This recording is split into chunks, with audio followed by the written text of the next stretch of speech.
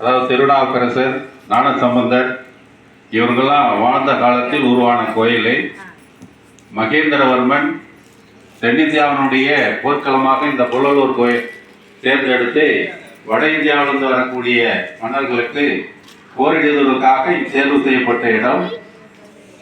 அப்பொழுது போர் புரிவதற்கு முன்னாடி இந்த அம்மனை வழிபட்டு வெற்றி வாகை சூடியதால் கன்னடத்தை சார்ந்த மக்களும் தமிழ்நாட்டு தென்னிந்திய மக்களும் இவற்றை இஷ்ட தெய்வமாகவும் குல தெய்வமாகவும் 7ஆம் நூற்றாண்டிலிருந்தே வழிபட்டுக் கொண்டு வருகிறார்கள்.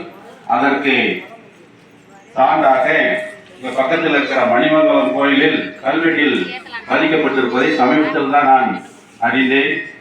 அது மட்டுமல்ல, மகேந்திர பல்லவன் முதலில் புலிகேசியை வடநாடு முழுவதுக்கு வென்ற அந்த புலிகேசியை இந்த இடத்துல தான் வென்று அவனை துரத்தியதாக வரலாறு இருக்கிறது. அதற்கும் சான்று லண்டனில் இருக்கிற செப்பேடியில் குறிப்பிடப்பட்டிருக்கிறது. அதையும் நான் பார்த்தேன். அது மட்டுமல்ல, ஹைதர் அலி மைசூருக்கு அருகே இருக்கிற சதுரங்கப்பட்டினத்தில் அவர் அங்கே செப்பேடுகளில் குறிப்பிட்டிருக்கிறார். அனைத்து வெற்றிக்கும் புள்ளலூர் தான் எங்களுக்கு சான்றாக அமைந்தது என்று ஓவியமாகவும் வரைந்து வைக்கப்பட்ட ஓவியத்தையும் லண்டன் மியூசியத்தில் இருப்பதாக அங்கிருக்கின்ற ஒருவர் தெரிவித்திருக்கிறார். அனைத்து சான்றுகளையும் இந்த கோயிலுடைய வளாகத்தில் பதிக்கப்படும். அது மட்டுமல்ல, இன்னும் இந்த கோயிலுக்கு சிறப்பு அமையுமாறு நமது செயலர் அவர்கள் ஒரு செய்தியை சொன்னார்.